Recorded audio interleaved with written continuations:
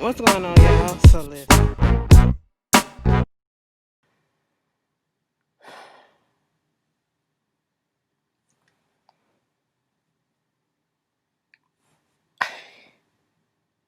Give me a second because the episode literally just went off. This is Insecure season 4, episode 10, Lowkey Lost. And wow. Okay, just wow. Like, it may not have seemed like it was much, but a lot happened in this episode. Okay? And I'm just, first of fucking all, you know what? You know what? Fuck every last one of y'all that put up in my comments that shit that happened at the end of this episode, because y'all spoke that mess up into existence, okay? Y'all fucking spoke that med school, aka Melanie and Doran shit from the goddamn game up into existence, bitch. I seen this storyline before, and I ain't like it then, and I damn sure don't like it now. What the hell? What the hell? I had flashbacks, baby, and it hit me so hard, and I was just like, oh no, oh no. I remember how I felt when I first seen this on the game. I ain't like it then. Why y'all mess it up like this? Okay, why y'all throw this monkey wrench at us like this? I wasn't ready. Okay, but y'all, me being the person that I am, I'm trying to avoid the stuff, whatever. Be like, girl, that ain't gonna happen. That ain't gonna happen. And y'all be putting shit up in the comments, and y'all be like, bitch, it's gonna happen. And sure enough, the shit happened. Fuck every last one of y'all.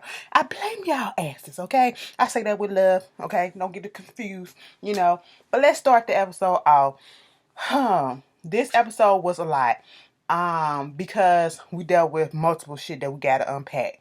All right. So when the episode starts off, you got Issa. She's at like this farmer's market type of situation. And then Lawrence pop up. And Lawrence was looking a little down a little bit. I couldn't really read him. But, it was like a nervous, kind of scared type energy. I said, oh, are you coming with bad news or whatever? But no. It's bad news the way that you may have think the person probably would have took it, depending on the person, okay, because you just didn't know which way it was going to go. Basically, Lawrence found out that he got that job at San Francisco because he was like, I guess I'm about to be a trolley nigga. And of course, given that that's the news, he should be a little bit nervous because you're just venturing onto this new thing with Issa. Y'all starting stuff back up. You guys are in a better place in your lives. You elevating, you back on the right tracks that it seems like. And it seems like Lawrence keeps going up and up. Issa's business is, she got her new venue and stuff. Well, she's looking for new venues and stuff. She got her next event in the books or whatever that she's already finna start planning and stuff like that. We'll get to that in a second. And so they just don't know where they might be heading at this point. You find out that I got a new job and I'm not gonna be in LA. How would you feel about that? Because we're just now rekindling this whole situation. Okay. Basically what they I don't feel like they in a real relationship right about now. I feel it's more so a friends with benefit, fuck buddy situationship, trying to see what we can get into a relationship. And I feel that way because things right now the way that they going. Okay. Issa, at first I was like, Issa, you gonna be here doing this shit? Issa was making this thing like, listen, this long distance stuff, Lawrence was a little bit nervous. She was like, you ain't even got to worry about that. San Francisco, 45 minutes away. You know what I'm saying? A 45-minute plane ride away. You know what I'm saying? I can move there with you or whatever. I said, hold up. She said, listen, he said, what about your friends, your family? Listen, I need some new friends or whatever. I can start my business. I said, but you just starting your business and stuff up out here in LA. Get that established. Now, as much as we want to be upset at Molly, Molly does make some points about Issa and her character and the way that she rolls. And I can understand why those certain points in the way that she used to, dilly-dally, the way that she used to work and do things and, either fall through on things or start stuff and don't follow through on it. Would get to a person. I will give Molly that because I'm looking at Issa like, damn girl, you really finna, follow behind this dude or whatever, and you don't really know everything that's gonna happen. You about to uproot yourself, you know what I'm saying? You about to put yourself on the line or whatever. And I'm just like, this is not gonna work. Establish yourself in the business that you are trying to do. Okay, get firm ground first before you go following, trying to work out any type of relationship. at any moment right now, okay? And I was like, no, Issa, this is not the move. This is not gonna work right then and there. Now, at this point, we see Molly. She's at a work function, and her and Andrew playing this guessing game, trying to find out who Torian is, and they was talking and all this stuff. We see BJ, the young intern, slash used to be intern, old public defender, new lawyer or whatever. He's at the work function. They talking, looking at one of the lawyer girls that was always with Molly or whatever. She 2 sheets to the goddamn wind, bitch. Okay, she is feeling it, And then Molly introduces Andrew. I didn't take offense to the fact that they didn't say boyfriend, girlfriend. I was like, okay, fine, whatever, kind of struck me. But, I guess BJ kind of picked up on it. That's that they were in a relationship, so that didn't matter. But BJ invited them to come down to this bar or whatever after hours, after the whole function was over with. And Molly instantly said yes. Andrew said no, okay? Or he was like, we'll think about it or something like that. And, there's that tension again. Okay, they're not on the same page, and Molly does not know how to give up control. That's what it is with Molly. It's her way or no way. Okay, she does not know how to consider anybody else's feelings, anybody else's, what they got going on. You're in a relationship. You cannot just make decisions just off of yourself. Okay, maybe he didn't want to go. Maybe discuss this and say, well, if we do go, we can just spend like 30 minutes down there and then we can go home. Okay, maybe there could have been a compromise or something that happened. You know what I'm saying? So I said, well, there go one issue. And you can see the buildup of the frustrations that's happening with Andrew. And one may say it may seem small, but it be those small issues that we don't talk about that build up when we don't talk about it and become big issues, And so you could just see it building in his face. And I was just like, bust her ass out. Because it's still fuck Molly over here. It's still fuck Molly over here. She got to do something phenomenal for me to be like, yeah, bitch, I get it. We going to bring your ass back to the fold. Okay, she ain't earned them strikes back yet. You know what I'm saying? So Issa go over there to Nathan, and I forgot to mention last week that Nathan said that he's, buying his own little shop or whatever, him and the guys or whatever. Issa coming to the shop. Nathan introduced everybody to Issa. Girl, ain't nobody paying no attention to Issa, but basically it was a room back next to the shop or whatever, connected to the shop that they had, and it was a nice place. He was saying that Issa can use for his for her new venue or whatever for her next event. And so he was like, yeah, we got some stuff to do up in here, some cleaning up and all that stuff. But, we thinking about selling stuff here, selling merchandise, giving out free haircuts or whatever to people who can't afford, giving back to the community and stuff like that. And in the midst of this, Nathan took the time out to apologize to Issa about the way he reacted, when he got the news that Issa was going to be back with Lawrence, And so basically, really wasn't nothing. They had a clear understanding of what was going on. And I'm just sitting here like, this cool or whatever, everybody being mature, but then we go back and we see Molly. We see Molly and Andrew about to have this conversation. They come back from the benefit that they was at, the work stuff, whatever they was at. Molly talking about how tired she is. Andrew looking a little bit frustrated, but he sucks it up, and he was like, looking for Latoya reunion is on, so therefore let's watch it. And she was like, nah, baby, I'm tired or whatever. He said, okay, cool, I'll watch it and I'll tell you not to spoil it. I won't spoil nothing. Now we ain't finna you ain't finna watch nothing without me and all this stuff and woo woo woo. And at that moment in time, Andrew was over it. Andrew was over it. He was like, damn, because, we got to do everything on your own schedule. That's what it is, on your schedule. And he kind of said it under his breath, but not so much.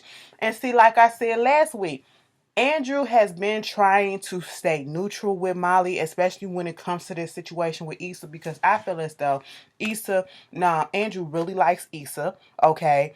And what we fail to forget, and what Molly failed to forget, that this whole situation that happened between Issa and her in this block party, she's making a big deal about it. Truth be told, if it was not, Issa would not deliberately come in there and try to destroy your relationship, okay? Issa, if it wasn't for her knowing Nathan, you would not know Andrew. Okay, you would not know Andrew. If it wasn't for Issa pushing you to let go of the high standards that you have and the preferences, some of the preferences that you have, you would not be in this relationship with Andrew. Okay, because remember, Molly didn't want to go with Andrew because he was Asian and he wasn't black, and that comes to another issue later on in the episode. Because remember, I don't know if it was in season 1 or season 2. Molly said that she wasn't trying to marry somebody that wasn't black. So what is the purpose of dating him? No, that was in season 3 before they got together, when they was trying to push them to get together. She was like, what was the purpose of trying to date him when she not trying to marry somebody that's not black? And then Issa had to tell her about herself in that instant, and that's what made her change her mind about going ahead and being with Andrew. But as we saw later on in the episode, her mind really had not changed from that mind frame. You can't tell me no different. But anyway, they get into an argument. He basically just let her have it. You want stuff done on your schedule, okay? That's what it is. It's always about you. You want to be in control. The whole situation with Issa, the whole situation with my brother. That's my goddamn brother. Why would you think that I want to be cool with your brother after what he did? Okay, Aaron. He trying to give you a peace offering, and that's the thing. You find something so wrong with everybody else and don't see what's going on with yourself. And at this point, Andrew just was fed the fuck up. And, he's like, I've been trying. I've been doing this whole time. It's on your schedule. It's never about us. It's not this. She said, you had an issue in the beginning about us not spending time together. So now I'm bringing you on my work function. Now it's still some more issues about us being together and all this stuff. What is it that you want? And she just don't clearly see that, her compromising is not really compromising. In the midst of you trying to compromise in your version of it, you're still not relinquishing any type of control. You're still not trying to share that shit. It's still not a 50-50 thing. Things are still trying to work on your time, and people get tired of that shit. Okay? People get tired of that shit. You know what I'm saying? So at this point, while they're going through their issues or whatever, trying to fight it out, and you can tell this was the breaking point for Andrew, and he was about to break up with Molly at this point, the phone kept ringing. It was Kelly. She ended the call at first. Then she was like, damn, fuck, because Kelly called again, and she went on ahead and said, what? Answered the phone. And as soon as she did that, we get a scene. It goes directly to the scene where Molly is coming into Tiffany and Derek's house. And everybody's been wondering what's happening with Tiffany. Are they going to talk about it? Of course they was going to talk about it, because they kept on alluding. Every time Tiffany came onto the screen this season, after that baby was born, they kept alluding to the fact that she was suffering from postpartum. From the comments about leaving the baby in the grocery store, the baby is cool, but she don't like her. You know what I'm saying? All these little side comments that she was saying that was somewhat negative. She was going through postpartum depression, and it is something that is not necessarily. It should be talked about more, especially amongst African American women. Especially, I've heard a story about this woman who was suffering postpartum depression that jumped out the window and killed herself. Okay, it gets bad.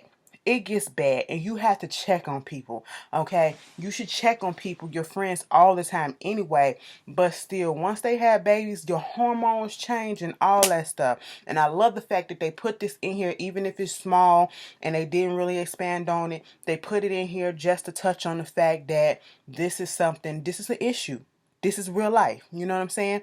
And so, they're over there at Derek's house. Derek trying to figure out where she's at, cursing people out. I think that was her mother and her sister that was there. Kelly was over it because they asking dumb questions. Kelly like, no, we don't know nothing about that. Okay, I've been trying to figure that shit the fuck out. Okay, Kelly was there for comedic relief, And once again, Issa and Molly are forced to be in the same space with each other, but it was a little awkward, but not so much, At first, when Molly asked Issa what's going on, had they seen Tiffany, where was she last seen, or wherever, it didn't seem like Issa was going to respond to Molly. Bitch, I would have been petty and not respond, but, in the situation that was going on, I would have just said, don't you hear what he trying to say?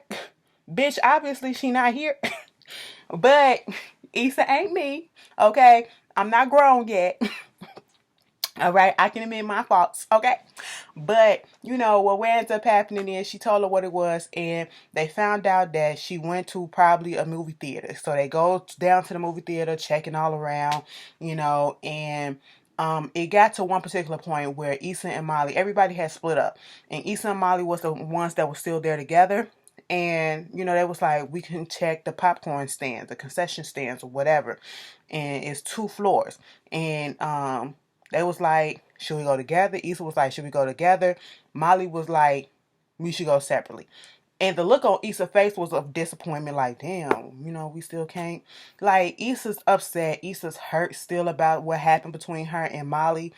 Because I'm pretty sure the shit is still kind of fresh. But, she just thought maybe we can get something, I don't know, put that to the side and work together. But it would have been easier and faster if they both would have split up anyway. Am I the only one that got that vibe? But okay, fine. And so, not Tiffany, but Kelly saw that there was a bar. They go over there to see the bar, talk to the bartender, kind of find out she got some margaritas, 4 margaritas or something like that. He told her to get a lift. She got a lift. Then at this point, they was like, Derek gonna say something. Oh yeah, I did get an alert for I did get an alert for a lift or whatever. But it was like only $1 or something. And that when he said that, because at first they got pissed off, Kelly really went in on his ass. Like, bitch, that was valuable information that you should have been told us. But he was like, damn, it didn't tell me where it went. It was only for like $1 or something like that. What that was is sometimes they'll do that. They'll send you a charge and then take $1 off or whatever, something like that. So I know exactly what he was talking about. And, at this point, they figure out, they was like, wait a minute, 4 margaritas. The last time, Tiffany went on a 4 margarita binge was when Molly wanted to go to Mexico for her birthday, but she couldn't go because she was swamped with cases or whatever.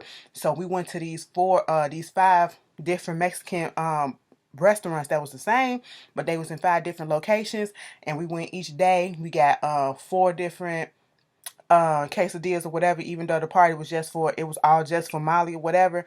And they're trying to figure out which one she went to first. And they was like, what's the charge? Issa said, what was the charge on the Lyft account? It was $643. And she was like, $643 with no surge prices at night and all that stuff in LA. Yeah, that shit like 2 blocks around. That's the restaurant that's right here on Spring Street. Okay? So given that Issa is a Lyft driver, she know the streets and stuff like that. She know the surge and how the system work. So they went over there. Of course, you get a little pushback from the person little Ronald that worked there. Listen, I don't remember nobody's faces, okay? I just come here to do my job, and that's it. I said, Ronald, you are me, okay? You is me. That's what you doing, okay? But they made him go back there and look at the computer, the security camera, and, they wind up finding Tiffany on there and seeing her outside get on the bus. I said, Tiffany on public transportation? Oh, mama was really going through it. So they wind up getting on the bus, and they still trying to call. Kelly is on the phone trying to call and see what else is going on. It's a white guy sitting there next to her talking about something. Hey, my inner black woman is just like you. Everybody be quiet. She's trying to make a call. I said, Kelly, you better than me, because at that moment in time, that was the time to punch that bitch in the face, okay? We ain't got time to play like that. You know what I'm saying? I don't know what was his issue, but he was doing the absolute fucking most. Meanwhile, on the opposite side, you got Molly, Derek in the middle, and then Issa.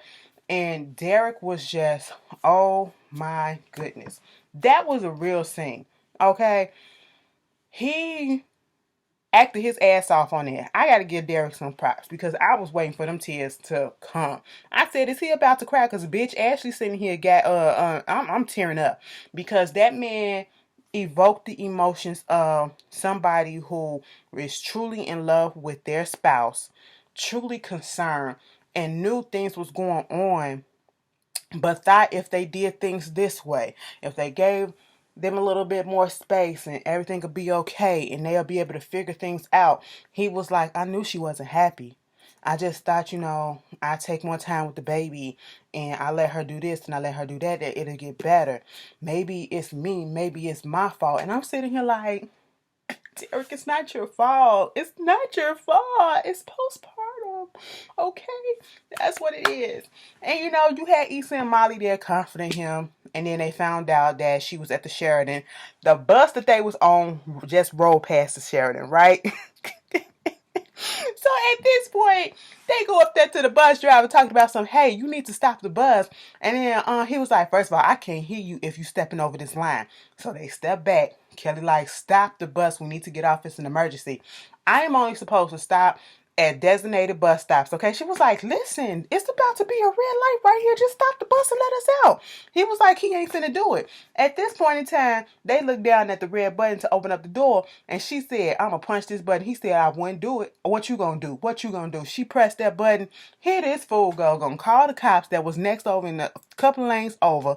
Then they get off the bus. The white couple get off the bus that was sitting next to Kelly up there trying to comfort them. And then the cops over there. I said, not in this racial climate. We not about to do this, okay? I said, Kelly said, bitch, what you about to do? You gonna tase me? I've been tased before, okay? They was like, yeah, but she was like, I can take it. They said, yeah, but you pissed on yourself the last time. It was like, so you finna do this to us? Why is it that, you coming at us the way that you coming and not the little white couple right there? And give us a reason that's not black. Okay, even Molly had to throw out there that she was a lawyer, whatever. She put a little professional voice on and everything. But, eventually the cop said, y'all ain't finna get me tonight, okay? So y'all just take y'all asses home, all right? So they go up into the Sheraton. They found the hotel room that that Tiffany was in, and she finally came to the door, and she was just saying she just needed a break. She was sorry. And I was just really touched by that scene. I really was. Y'all really did the damn thing right there. I mean, I could have seen some more tears and a little bit more breakdown, but, it was dramatic enough for me, okay? I'm really appreciative that they put that into the storyline, though. Maybe next season we'll get some more, because I know a lot of people been asking and wanting to know more about Tiffany and Kelly's character, whatever. So we got a little bit of insight on Tiffany's character, just a little bit, and we understand that Tiffany and Kelly are B characters, supporting characters that's supposed to support Issa and Molly's character. So that's most likely why we haven't really been hearing that much of a storyline about them, and Kelly being used as a comedic relief or whatever. But since they gave Tiffany a little bit of a storyline this season, just a little bit, just a little taste, maybe they'll do the same thing next season for Kelly, because I would like to know her backstory and some more stuff about her instead of her just being a comedic relief. And Natasha, the girl that played Kelly, she's a writer on the show. So Natasha, write yourself some backstory, okay? The next day, Molly and Andrew, they're at Molly's place. Molly still wants to talk about everything that happened the night before. Let's just go ahead and get it out. Andrew basically said, okay, we're not on the same page. And I've been feeling this for a while. Okay. It's just not working. We just not on the same page. And she was trying to convince herself that it was, but it's not. And at one particular point, he said, are you for real? Do you even want this to work? Or do you even want this or something like that? Or do you, I can't remember exactly what it is, but I don't know if she said she liked him or do she even want the relationship to work or whatever. She didn't have an answer to it. And that's what made me think of, she couldn't say nothing. That's what made me think of when she said that she was not going to marry somebody that was not black. I don't know why, but that when she paused and she was trying to struggle with whether or not to say yes or no, if she wanted the relationship to work or if she was really all in a relationship and felt that's what it was she all in and all this stuff or whatever, and she couldn't really say nothing. And we already can inquire, or I should say infer that, she said no. She said no, she wasn't all in. She tried to convince herself, because she damn sure didn't convince us, because we knew. We knew. That's why she was blaming everything on Issa. Because she was trying to convince herself that this relationship was worth salvaging, that this relationship was something that she truly wanted. And it really wasn't. It really wasn't. Okay? She already had her mind made up. She was just trying to, oh, we're working on it. You know what I'm saying? This is the furthest that either one of us have come, and we can do this and do that. No. Okay? Stop wasting his time and stop wasting yours. You know what I'm saying? Moving on from that, we get Issa. Girl, Issa can't catch a break for shit. As soon as it seemed like this bitch is getting on the right track and going up and everything is going great, everything is looking up for her. It can never stay that way. She got out of You Got Y'all, she got into a relationship with Daniel. That shit fizzled out. Okay? She met Nathan, got into the block party. That shit fizzled out because Nathan ghosted her. And truth be told, when I was talking about Nathan should have told her something about what was going on, at least sent her a text message and showed her something about his mental illness or whatever. A lot of y'all, somebody brought up, I don't know if it was a few of y'all, but a couple of y'all for sure reminded me that yes, Nathan probably would have told her earlier about what was going on. Remember in season 3, when he came over to her house for her birthday and Molly cock blocked that bitch and told him no? Yes, okay. And she up here want to talk about boundaries? Girl, Molly gone somewhere, okay? But anyway, the block party happened, and then the shit with Molly happened, you know what I'm saying? And now you get back with Lawrence, and then all of a sudden you get hit with Condola comes over, because Lawrence come over to the house, and Condola come, and he was telling her, listen, Condola came over, and she told me that she pregnant. I said, ain't this about a bitch? Ain't this about a bitch? And then she said she want to keep it. He was like, what? You want to keep it? She was like, when I was with Mark or whatever, I wasn't ready. But now I feel like I want this kid. I said, wow. Wow. First of all, I don't know how I feel about Lauren saying, what, you want to keep it? I said, y'all really mad school enduring us with Janae, okay? Bitch, I couldn't stand Janae ass on the game. I can't stand goddamn fucking condolences on this goddamn show. Bitch, what the fuck? That was good. That was motherfucking good. Y'all did the damn thing on that bitch, okay? I will tell y'all that. This finale was just right for me, okay? It wasn't too much. It was just the fuck enough. And it wasn't that much out there. It closed up some closed up some ends and some stuff. And they left the door open for multiple possibilities of how season 5 is going to go. Because, baby, when that curveball hit, I said, ain't that about a bitch? Lawrence, you don't know. First of all, what could we expect? We shouldn't even be surprised when this motherfucker got out the relationship with goddamn Issa. He went out here fucking everybody with no condom on. Okay, getting STDs and everything. Using a pull-out game. I said, what the fuck? So you don't know what a condom, did the condom break? Okay? Y'all too fucking old for this. Y'all too fucking old for this. Are you serious? And I said, condolence. You the type of bitch that look like she will always come prepared. If he didn't have one, you had one. That's what it seemed like. Like, what was going on with that shit? Looks can be fucking deceiving, bitch. And that's what that showed us.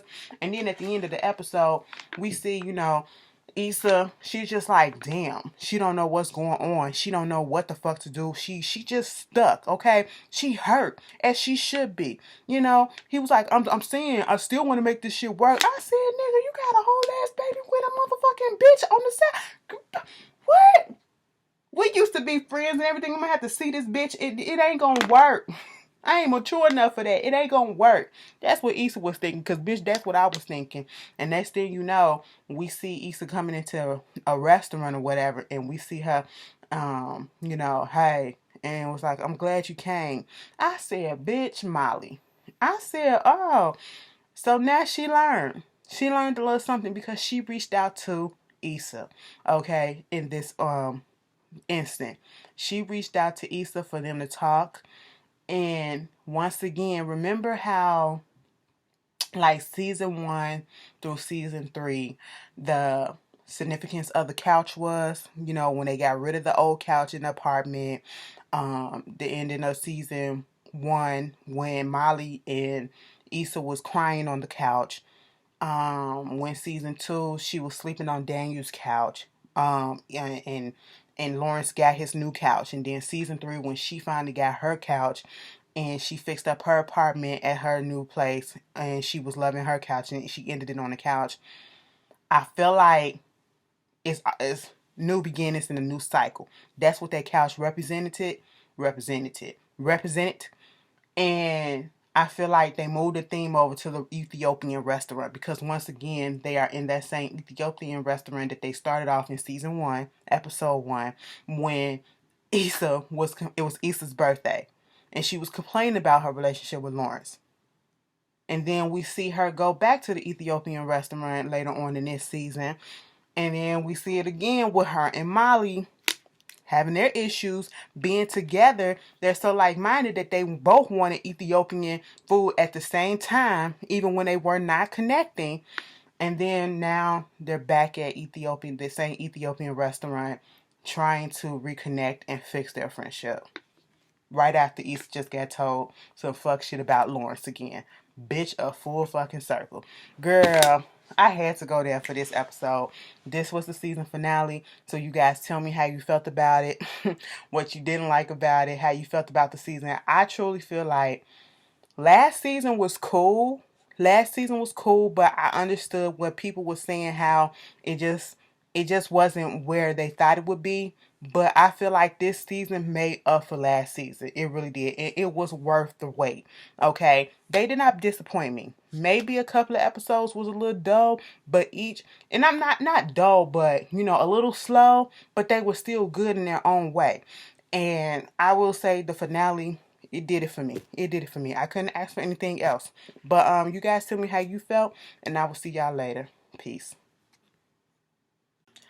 And one more thing. So, the Looking for Latoya, they have a podcast that's supposed to go up after the season finale, and they have a website. So, I'm about to download the podcast so we can get the whole story and all that stuff about it. And make sure y'all hit up Insecurity on Apple Podcasts or whatever you get your podcasts. Who I love them, Fran and Crystal. So, if y'all, want some more about Insecure, I just wanted to let y'all know that. Peace.